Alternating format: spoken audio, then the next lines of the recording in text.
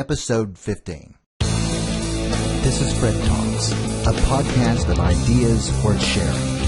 Fred Talks addresses leadership, education, technology, discipleship, and ministry. Let's get started. Welcome to the podcast. I'm Freddie Cardoza.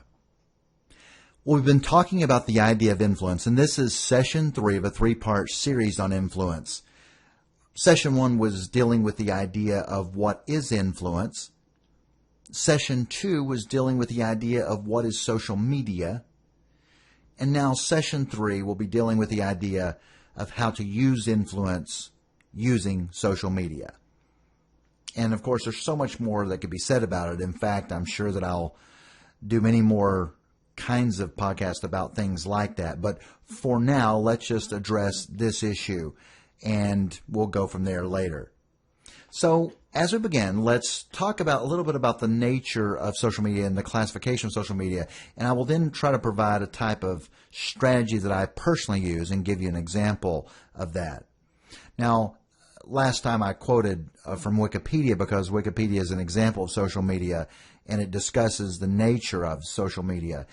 One of the things that you find there, and as you study social media, is that because of just the sheer proliferation of social media and the fact that so many different types of media for sharing information socially came about, that they had to create a type of taxonomy. They had to create a classification just in order to make sense of it, just like science creates classifications, and all of us create classifications. There's classifications of automobiles, whether something is a pickup or a van or an SUV or car or sedan or a coupe.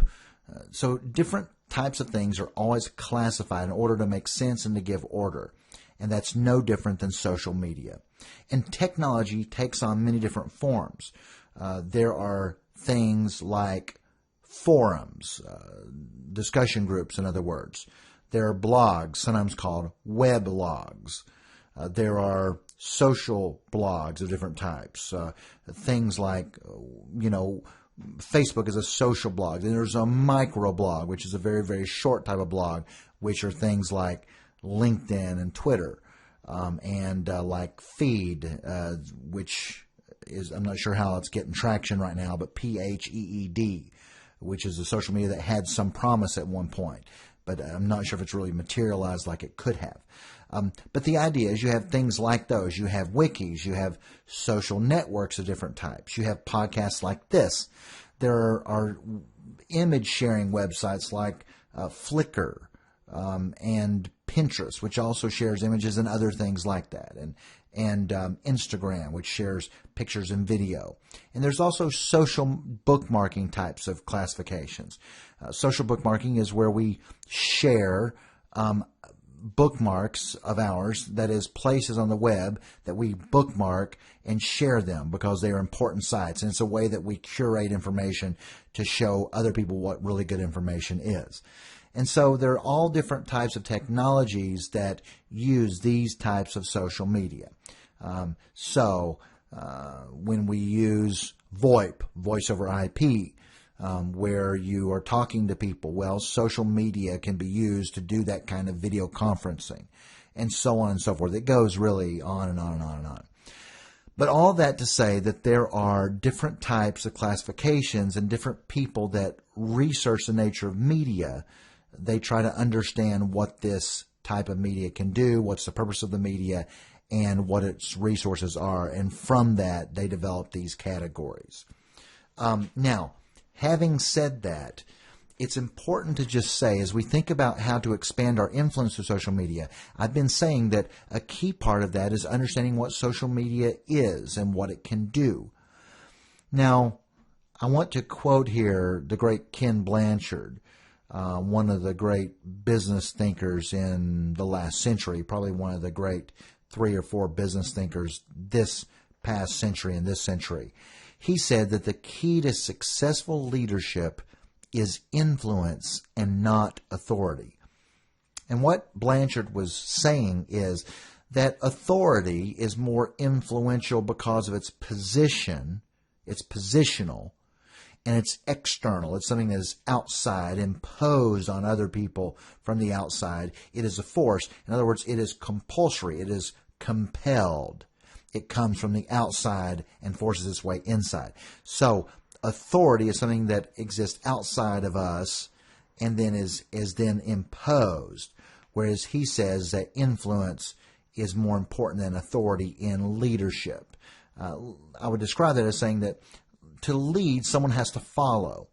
And as we lead, we want to lead through influence, meaning that we impel people, we cause them internally to want to follow us instead of imposing our authority over them and them following us because of our position.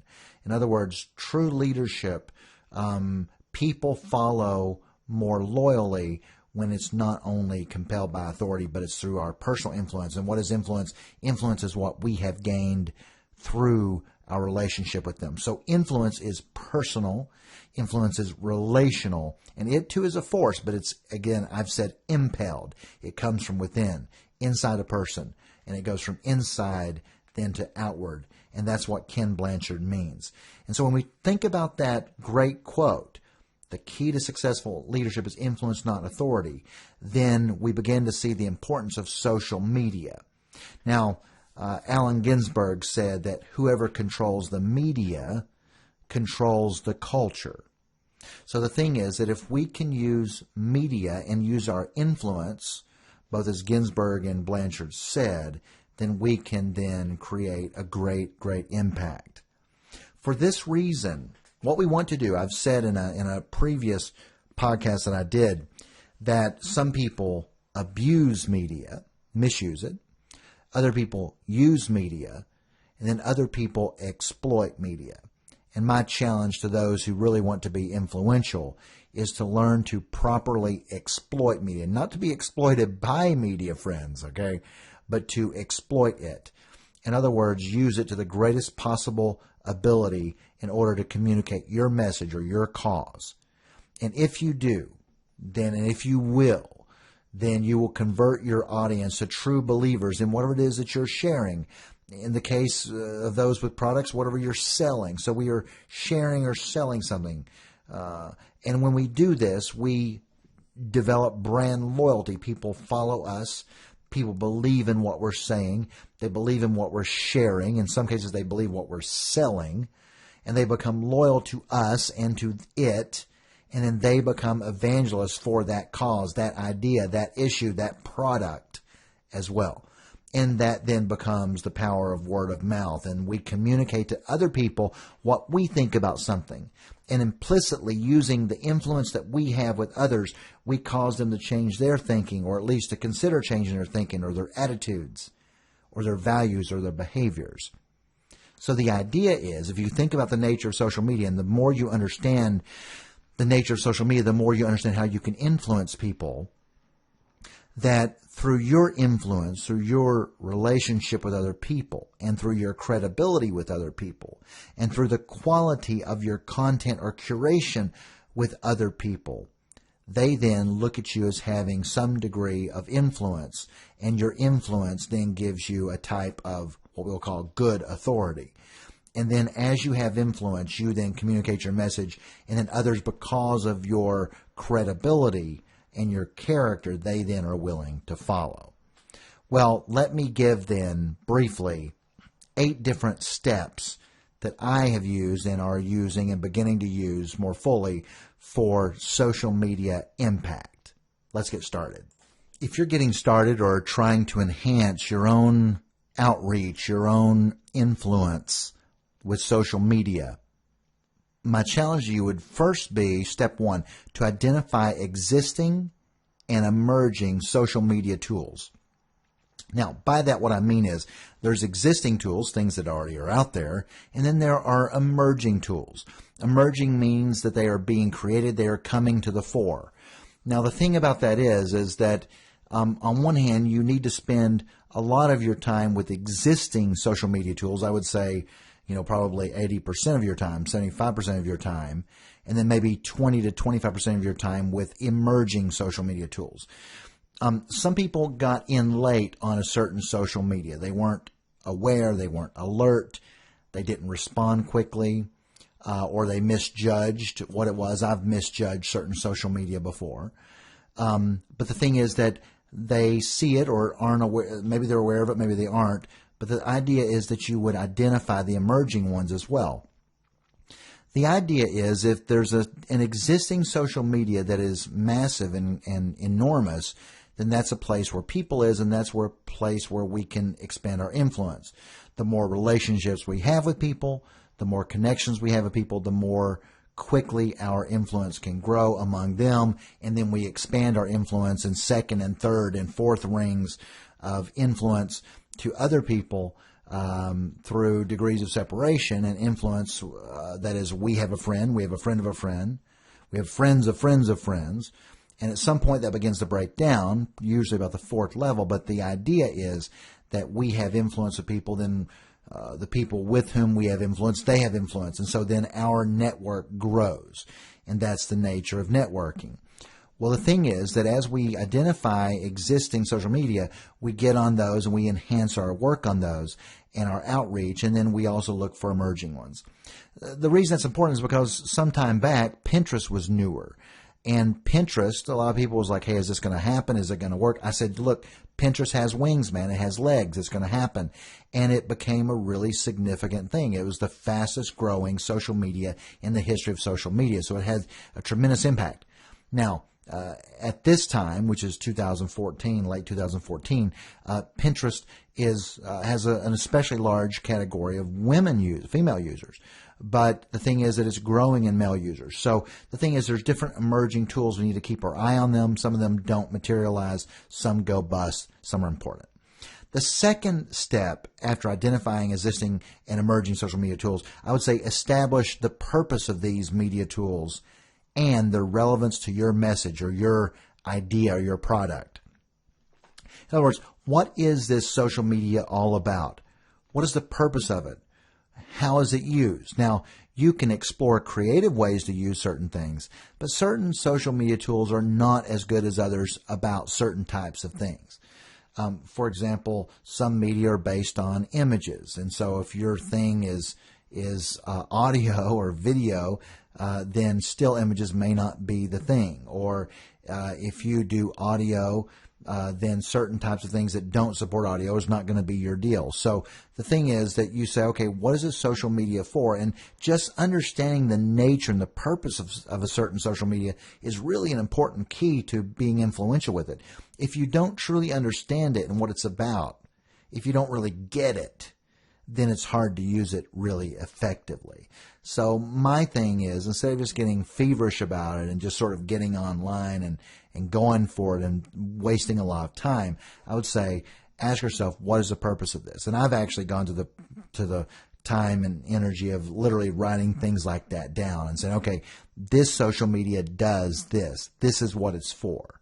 This is how it is used. Now, as I triage these things, what is the best likely possibility that I can use it? And that really is what point 3 is we estimate the likely impact and enduring potential of those social media. So you're looking out in the social media world, you want to expand your influence. You say, look, I've got a message, I've got something to say, I've got something to sell, whatever your thing is. And you say, what is the likely impact, knowing what exists and what's emerging, knowing the purpose of these tools and their relevance, what is the likely impact I'm going to get out of a certain social media? And what is their enduring potential? In other words, is it going to be here today, gone tomorrow? Is it really going to come about? Is it going to fail? Is it got a bad financial model? What am I reading about that on Mashable or TechCrunch or other websites that tell us about these things? You say, look, I don't even know about these sites you're talking about, Cardoza. I mean, where does people find out about these? Well, I would say one place, on the front page of my website, which is freddycardoza.com. I have compiled on that front page a list of different types of tech tools. And they are in a portfolio area there where you can click the different things. You'll see leadership and technology and education on there. And you can click technology and it'll bring you to the several major sites that I think are some of the best sites to find information about media, social media, and technology. So if you're saying, hey, how do I learn about emerging technologies? Expose yourself to the ones that I put there. Those are some of the best that exist. So simply go to my website, go down to the bottom of the page or close to the bottom of the page, and then search things like I said, Mashable, TechCrunch, and others. And there's lots, but there are very good ones that I've included there. So you say, what is the likely impact of those for me? And so then based on that, you essentially have to triage and create a grid of, how much time do you have and how much effort can you put in this? And that leads us to number 4, namely that you choose the communities of social media in which you'll participate.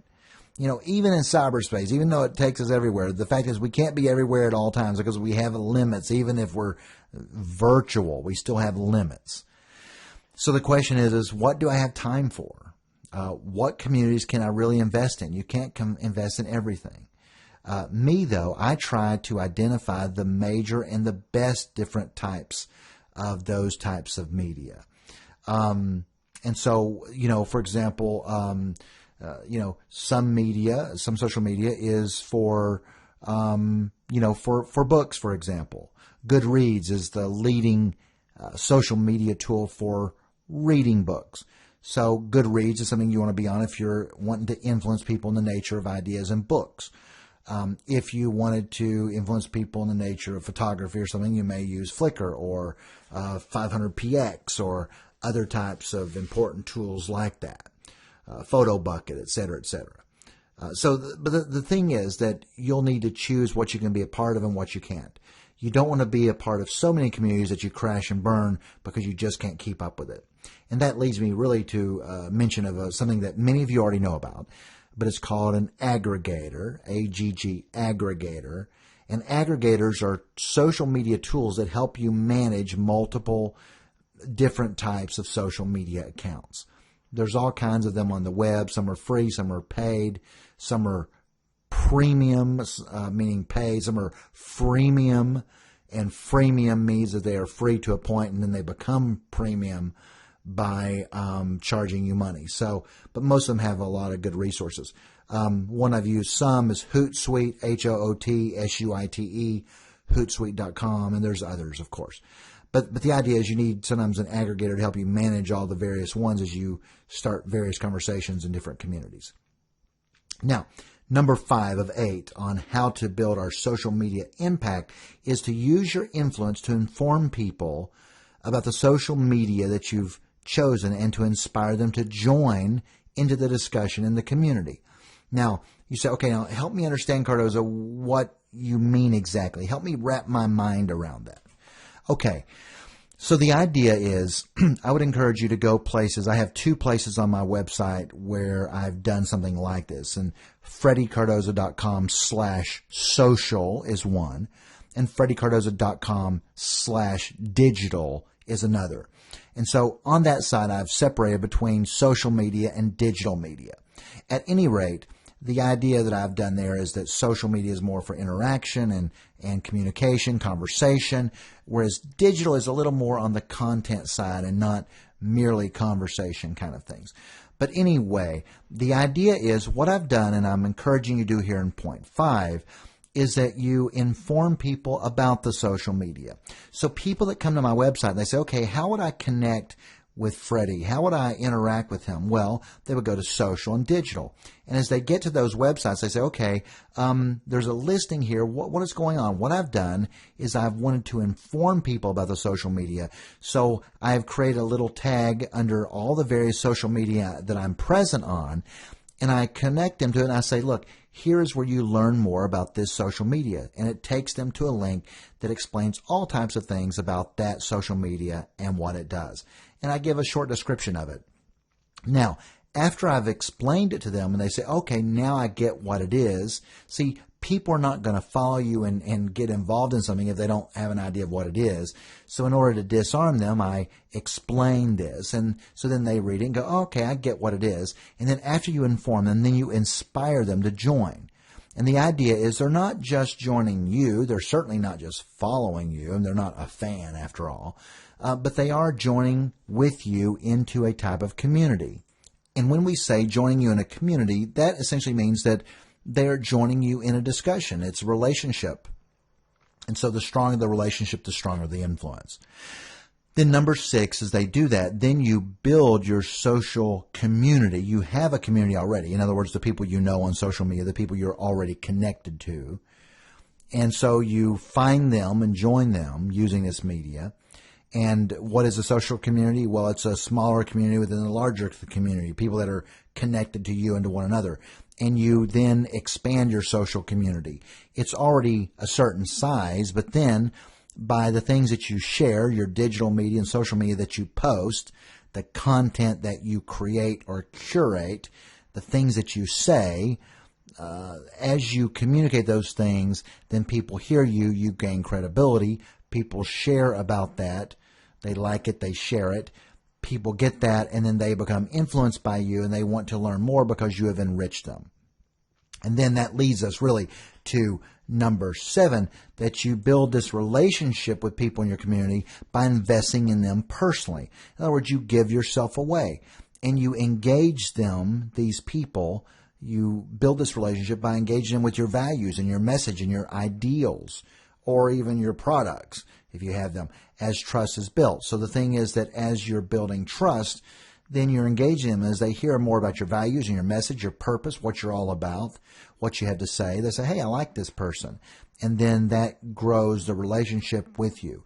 And then I would say number 8, social media impact, would be to spend most of your time giving, not asking and not receiving. Make your social media, most of it, about them. Make it about the other person. What can you do to enrich them? You know, in most of my social media, I'm just trying to give. I mean, you know, the Studio C here in LA, Greater LA, it's sort of got a lot of neat stuff in here. It's a lot of expensive equipment. I have, you can see it on freddycardoza.com slash Studio C or Studio.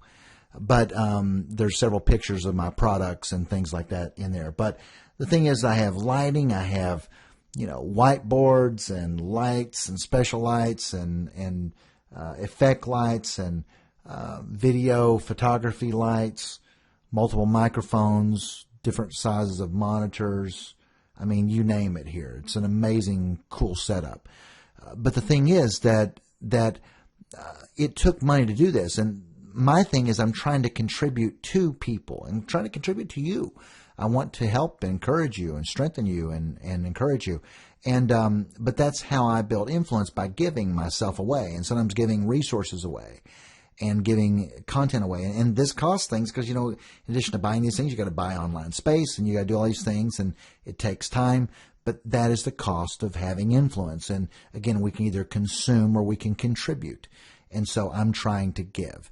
And then as I give, my idea is hopefully that people then are led to be influenced by that, and then I can have an impact on their life. And that's what I'm trying to do, is just to give back.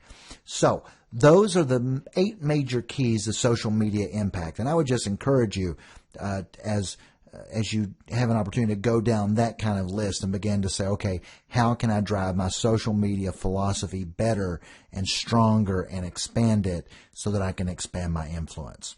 I hope this has been an encouraging series to you.